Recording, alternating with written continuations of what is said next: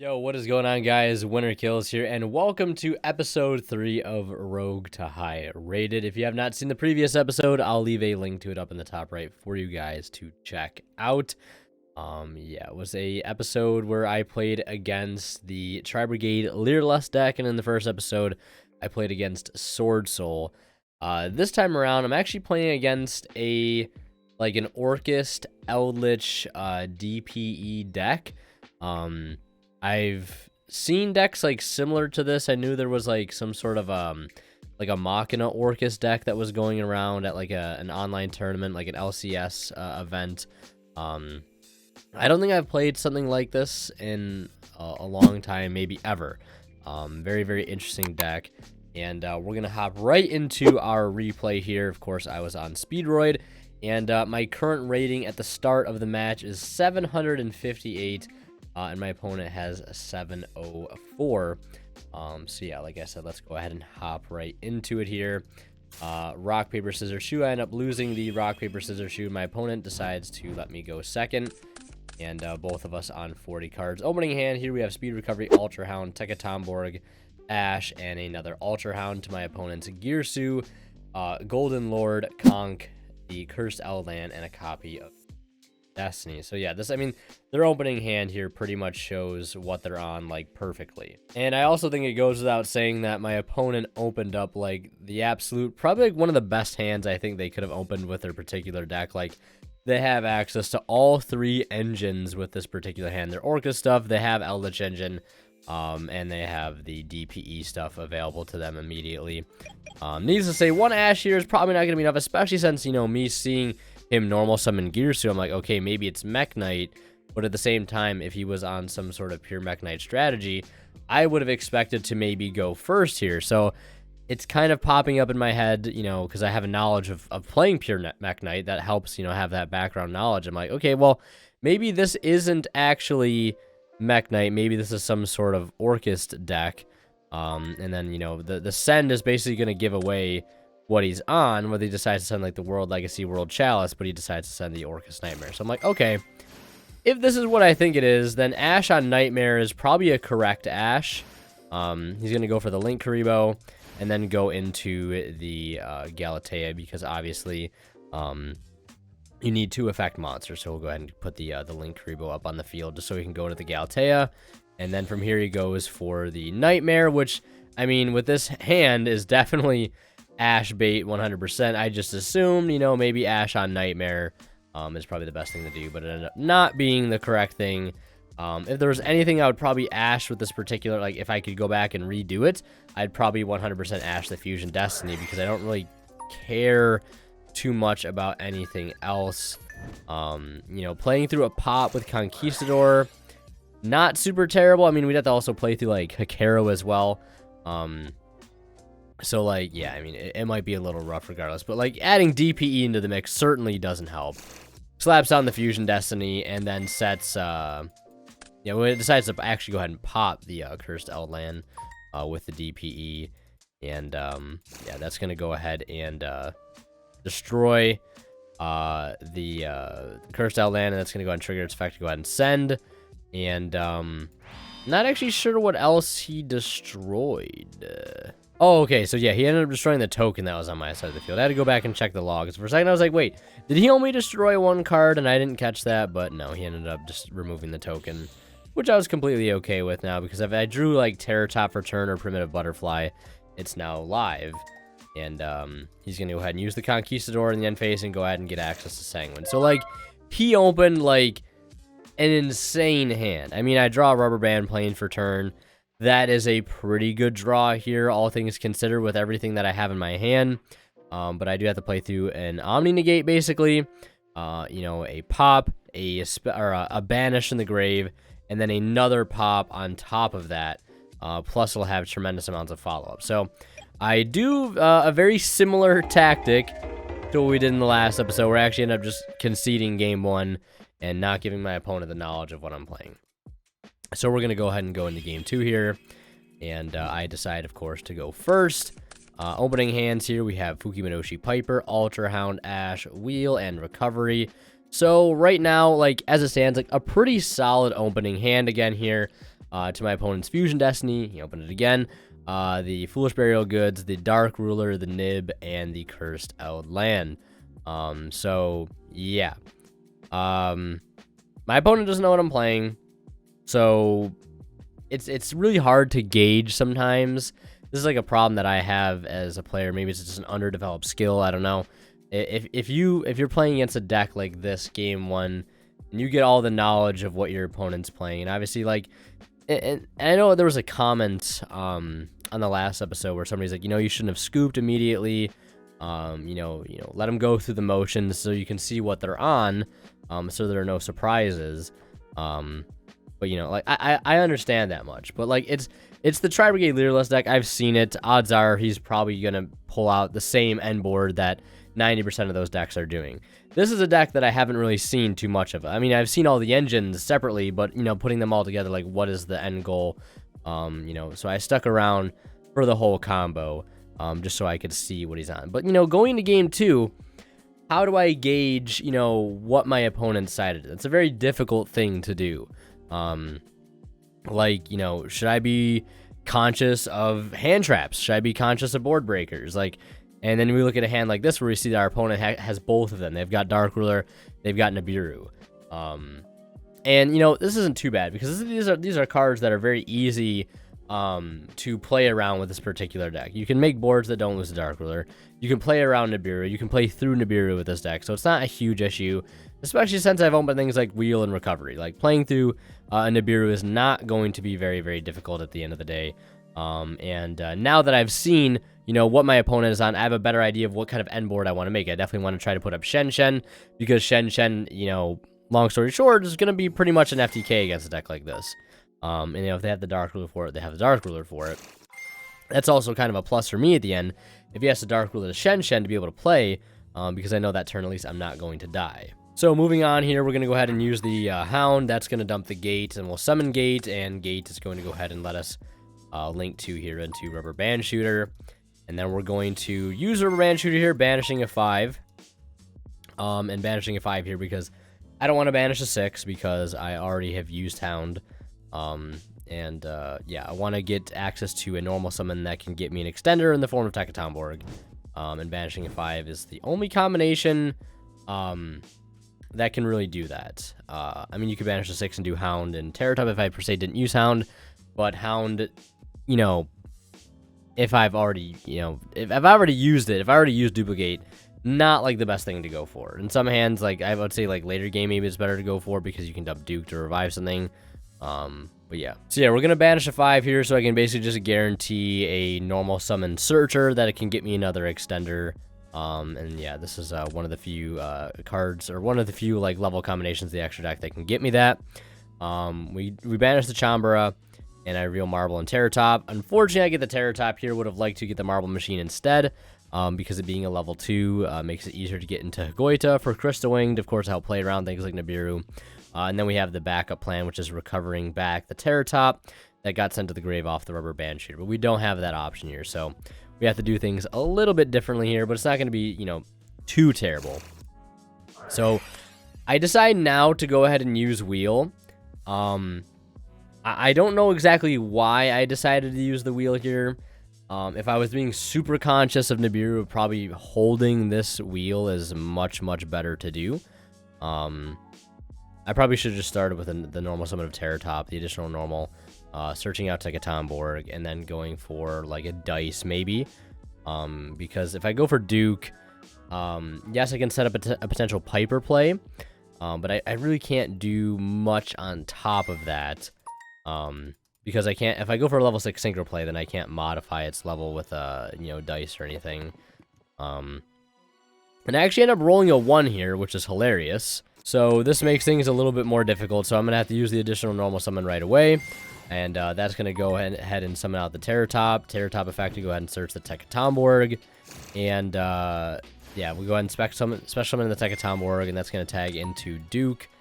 And then Duke is going to summon out, tag into Duke. And then we synchro here into Stardust Charge Warrior. Again, trying to take advantage of the early pluses before our opponent has any interruptions. This is going to draw me into a Solemn Judgment. So we already have 2 interruptions here that are not going to lose to the Dark Ruler, which is great. Ash is very, very strong against decks like these, where you're hitting Scarlet Sanguines or you're hitting Fusion Destinies, so really happy to see Ash in the opening hand. And now I go ahead and decide to fire off the Duke, because that is going to give us access to the Piper, which will reveal 3 more cards, and also give us access to Baron. And my opponent said he was thinking here, he should have Nibiru'd here, because if he Nibiru'd here, I would have revealed none off of Piper. I'm assuming he didn't because he didn't know the interaction. Yeah, because if he nibs there, my only play, I mean, I don't even really have a play at that point if he nibs there. Yeah, no, they're just like, there isn't a play, to be totally honest. And I get to find actually another speed recovery off of the Fukimadoshi Piper, which is kind of nice. So I continue to extend here. And he wanted to read the recovery, so I show him the recovery. And then on the resolution of the Piper, he's going to actually drop the Nibiru, because he can probably sense that Baron is on its way, you know, having a level 6 non-tuner, level 4 tuner. Put two and two together, and wants me to put the token over here, I assume, for, like, Galatea arrows. We calculate the stats, and then we're going to use the recovery here. That's going to target Terror Top, and then I recovery back the dice here. So this is a good backup plan. We've not resolved Cork Shooter yet, so this is going to allow us to mod Terror Top's level, make it a level 2. And then we're going to be able to go into the Cork Shooter. Cork Shooter is going to revive the materials, and we're going to be able to establish a Crystal Wing here, which is not, like, you know, the best against, I mean, if you look at his hand, it's not the best, best boss monster to be ending on. I suppose I could have made Shen Shen here as well. If I wanted to, I could have made the Terror Top a level 5 with the dice, and then synchroed for Juju. Juju send off the Nibiru, and then go ahead and actually synchro the Cork and the Juju into Shen Shen, you know, and call it there. But I decided just to go for the Crystal Wing, because I like having access to Goita. I figured with a graveyard like that we have right now, having access to Goita is really good. Like, we have double speed recovery in grave, we have Hound, we have Goita. That is a ton of follow-up. That's 2 add-backs on our next turn. This is a special summon, you know, extender, and this is also just extender in the grave if we have a tuner available on board, which either of these 3 cards here will give us access to that. So yeah. And then also we have Judgment on top of this. So we're going to set the Judgment. We're going to go ahead and pass turn. My opponent picks up another Dark Ruler. So he's going to fire off the Dark Ruler. That's totally fine. And then he goes, you know, Curse Land. This card, you know, I was debating, like, you know, do I Judgment this? You can say I was thinking on activation here, because I'm like, if I stop this, I deny him access to the Eldlich engine, which I do not want him to get access to, mainly because, like, that's going to give him very, very good grind game, and that's not something I want to try to compete with right now, is the grind game with the Eldlich engine, because, like, I mean, I can definitely grind with my graveyard, but I don't know if I can keep out grinding turn after turn with the Eldlich stuff, because, like, Speedroids can typically make 2, maybe 3 big pushes in any given duel, you know, and the Eldlich stuff might just outlast that, if I'm being totally honest. So I actually decided to burn the Judgment here, and yeah, completely just deny him access of the Eldlich engine. I mean, of course, I didn't know that he had Foolish Burial Goods in hand, and that's going to get him some Eldlich engine, but now at least it's not Curse Eldland plus the Eldlich engine. And that could also have searched some Lord, which gets rid of the Judgment anyways by sending it in, you know, like, the other Dark Ruler in his hand to the grave. So I did not want to have to, like, lose my Judgment to that. So now I put him on having, you know, another extender there. There's the Fusion Destiny. I decided to Ash that. Frame 1 Ash. Like, not a doubt in my mind. No hesitation. Just turn off the Fusion Destiny. And then he's going to go Foolish Burial Goods, which actually doesn't go for any Eldlich stuff here. He goes with the Orcust Crescendo, which I can honestly completely forgot that had a graveyard effect. Going to banish the summon Girsu, and this is going to give him access to entire Orcust, you know, Orcust combo, right? So he's going to go ahead and dump the Nightmare, link off the Girsu and the Nibiru, and that is going to give him access to Galatea. And he's going to go ahead and use the Nightmare here. That's going to dump Wand effect to go ahead and summon out the Nightmare.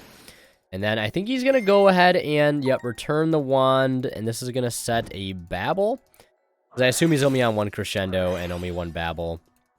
And then he's going to go ahead and make the Dingirsu.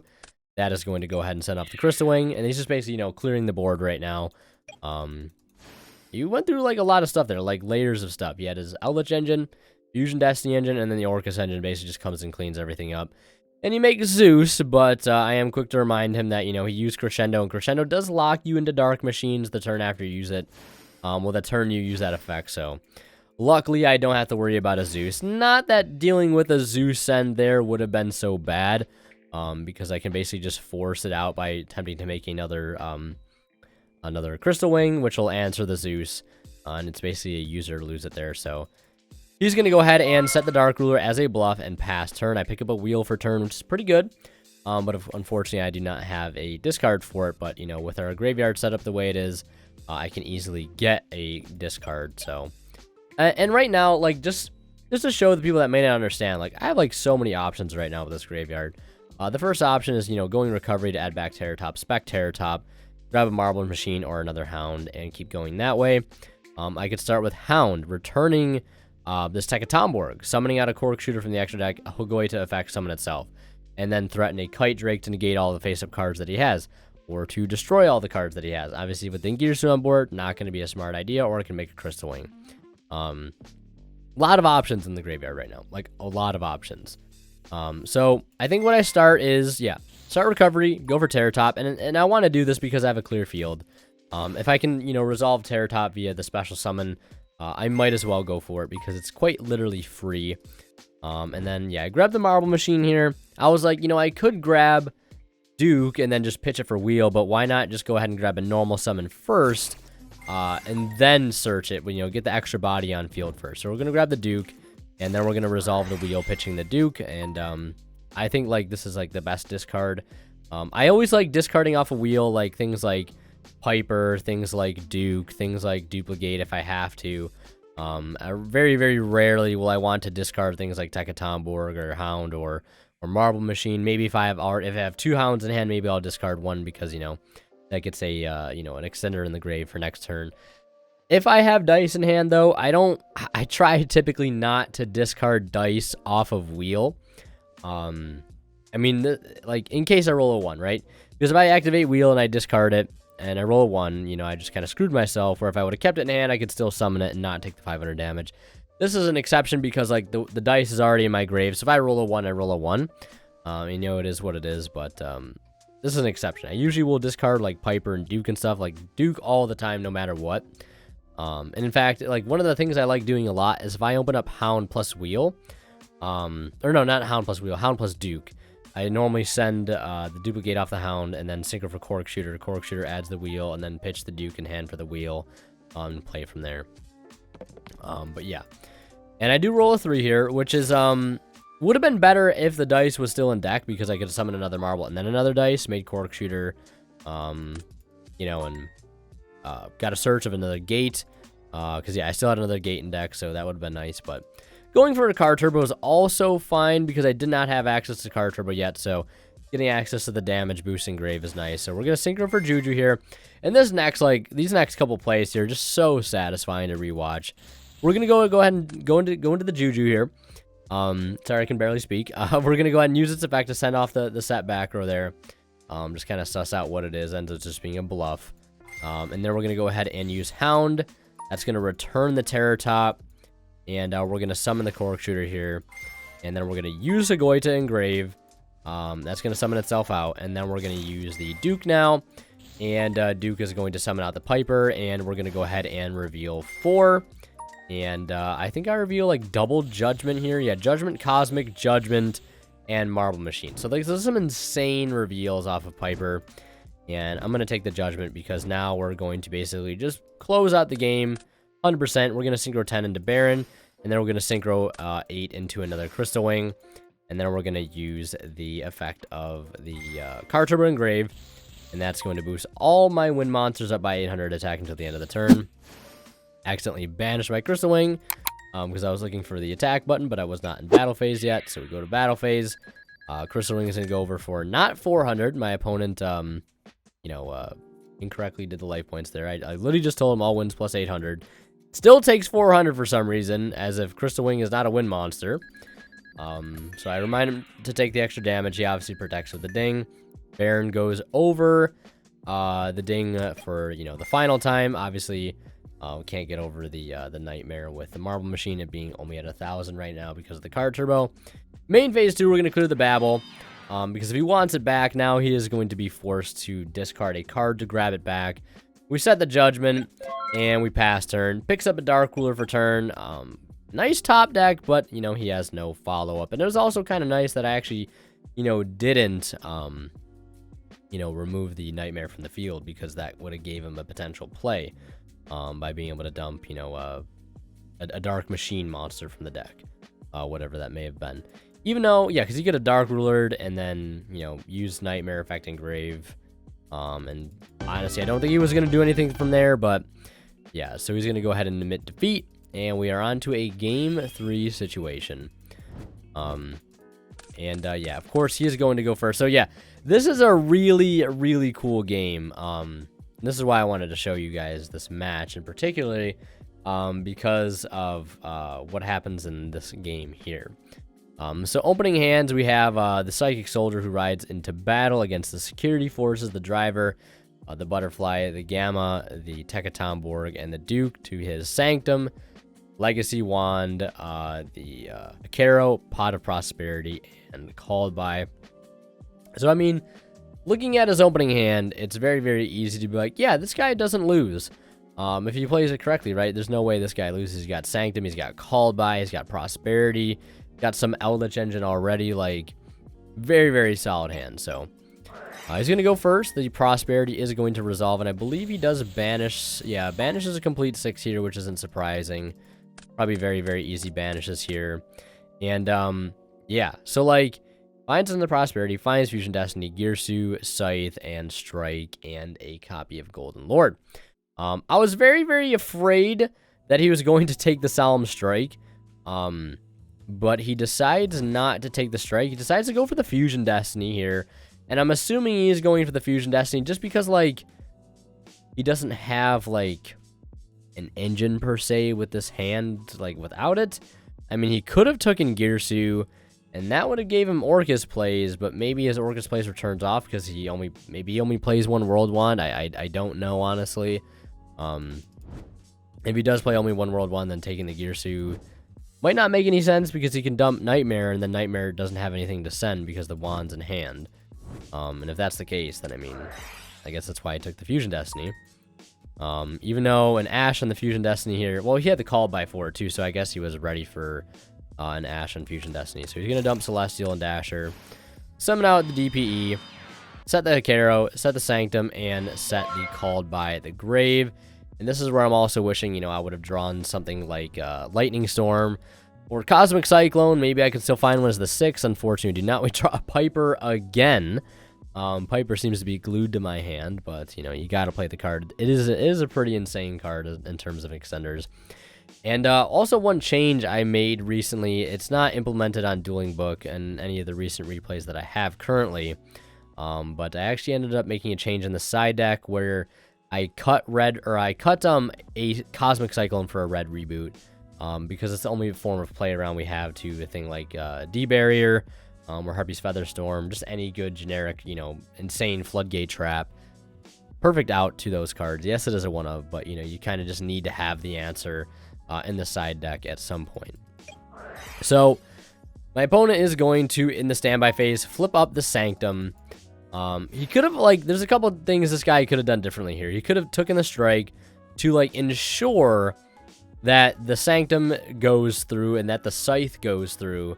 Like, he'd have the double protection. Like, he'd have the Call By plus the Solemn Strike.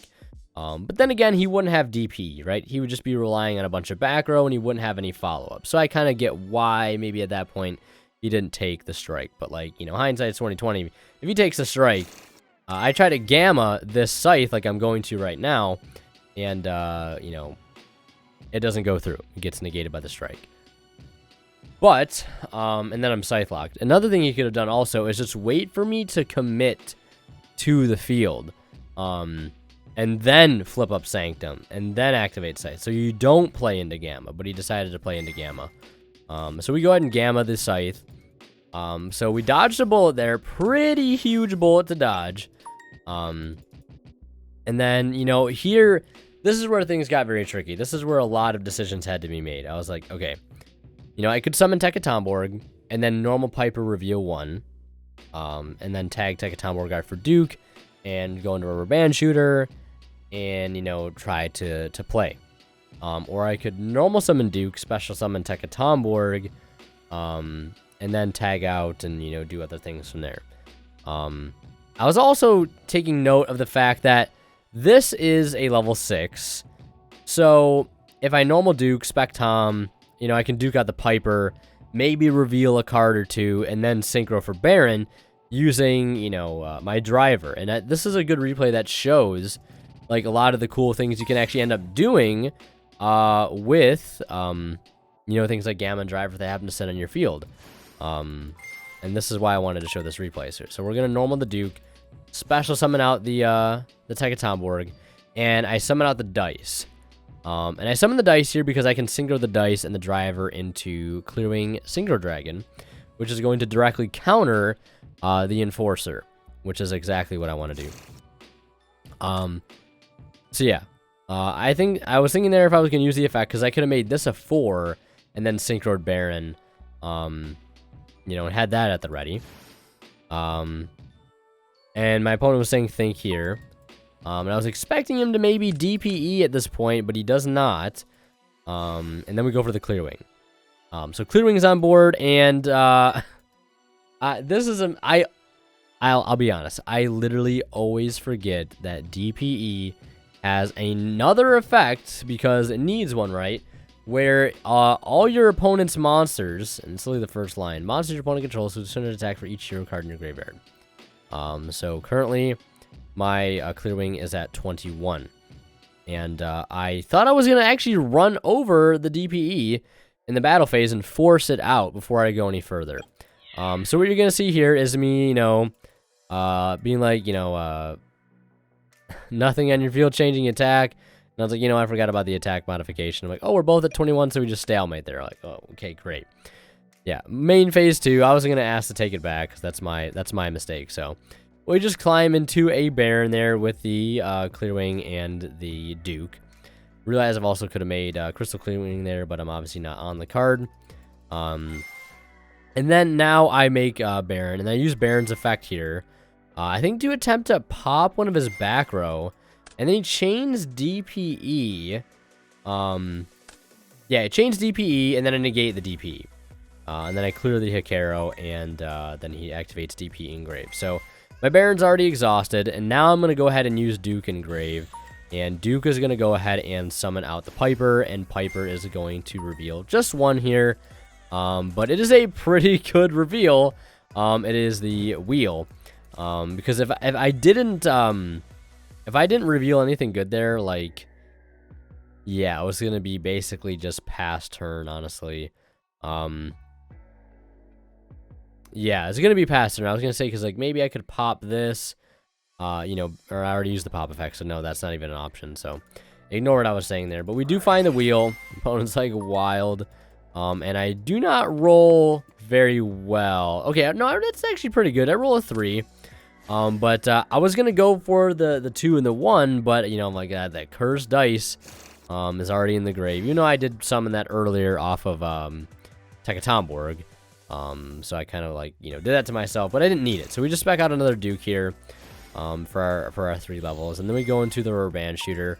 The rubber band shooter is gonna go ahead and banish Chanbara for 5, and we get the Terror Top here, and then we can use the additional normal summon. And I think we already used Tekatomborg, but I have not used Car Turbo yet. So we're going to go ahead and search out the Car Turbo here. And the nice thing about Gamma is that it's a level 2 tuner, and that pairs well with Terror Top being level 3, because it's going to give us Hagoita access. And then we're going to go ahead and spec out the Car Turbo. And here, what I could have done is use Hagoita, and I actually can't remember if I do this or not. But I use Hagoita to tribute itself to make this a 4, and then bring back the Hagoita to Synchro 9. For Shen, but I do not do that. I decided to go for the Crystal Wing instead. And yeah, I think the biggest reason for wanting to do this was to be able to stop the Celestial follow-up, and also not have a card that will lose instantly to Dragoon. Or not Dragoon, DPE. because he could just, of course, pop the Shen Shen for free, basically, since I've already exhausted my Baron Negate. End phase, he's going to use the Hakero to get the, the Sanguine out of the deck. He draws Fusion Destiny for turn. Luckily, that's a dead draw, and I don't think there's a real way for him to get this wand out of his hand at the moment, so he's not going to be able to resolve the Celestial. I mean, obviously, I didn't know that in the moment. I'm thinking he's going to be able to get both cards out of his hand this turn 100%. And then we go standby phase here, and I go Baron, target Clearwing. And if I can get Clearwing and Crystal Wing on field, like, his DPE is just not going to do anything. I have 2 ways to stop it, and that leaves the other card, obviously I would try to negate DPE with the Clearwing first, and then, I have the Crystal Wing as backup, but, like, DPE is just so good because you can run this over because it's at 2100, because it has to drop everything by 200 per each hero. But my opponent actually held that called by, surprisingly enough. Held the called by all this time.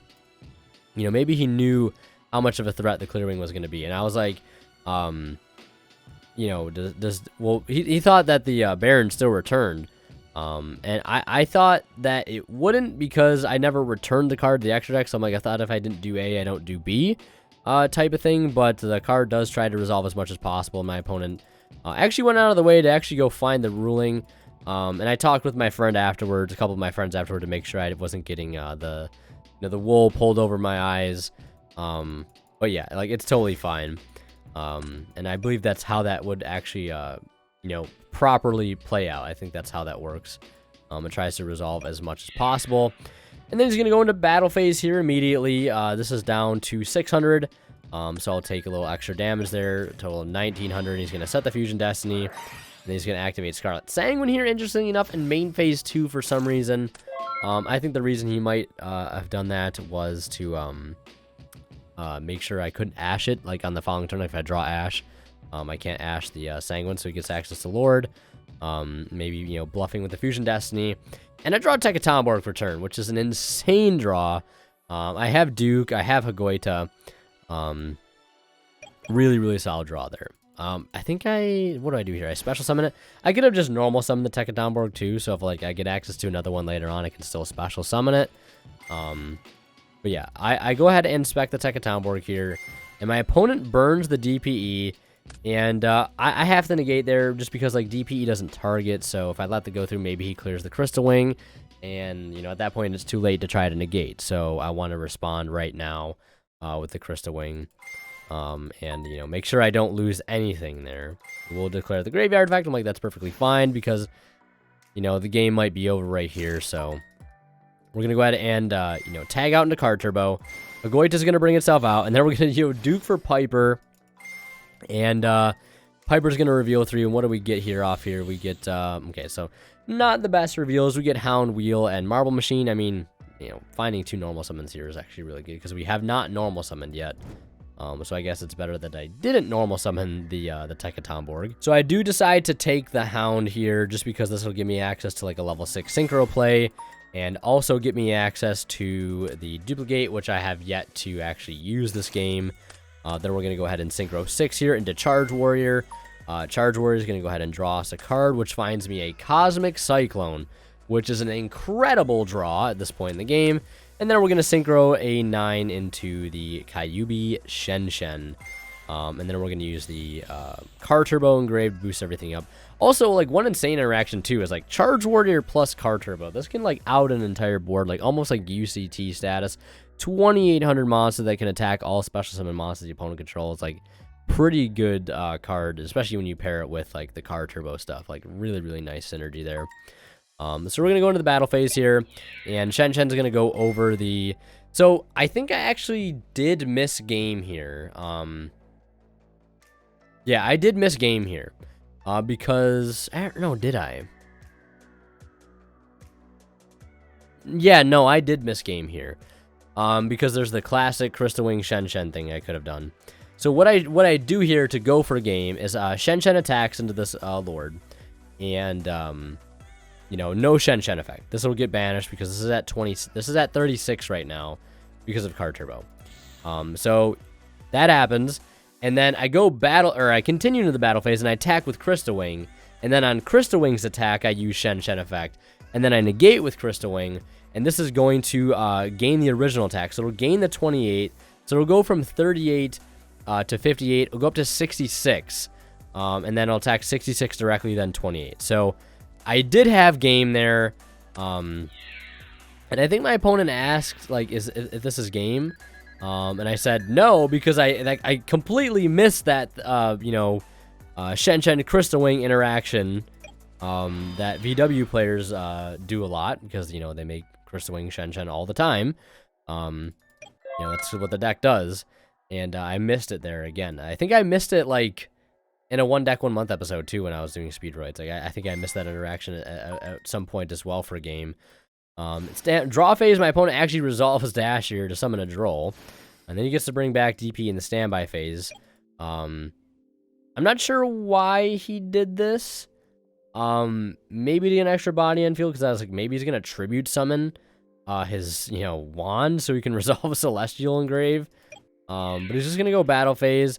And he can actually get over Shen Shen here by, 100, because that continuous graveyard effect, or the continuous effect of the, the DPE. But he is just going to go ahead and scoop there because he doesn't really have much of a follow-up at that point. I mean, sure, he can use Scarlet Sanguine, but, whatever trap he gets off of is not going to do anything if he doesn't have Lord access. So, and then, yeah, no GG from the opponent. You hate to see it, so. And then our rating afterwards goes up to 773.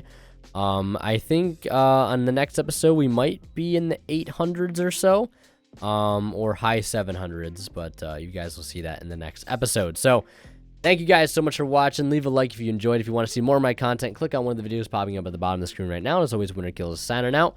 We'll see you guys in the next one.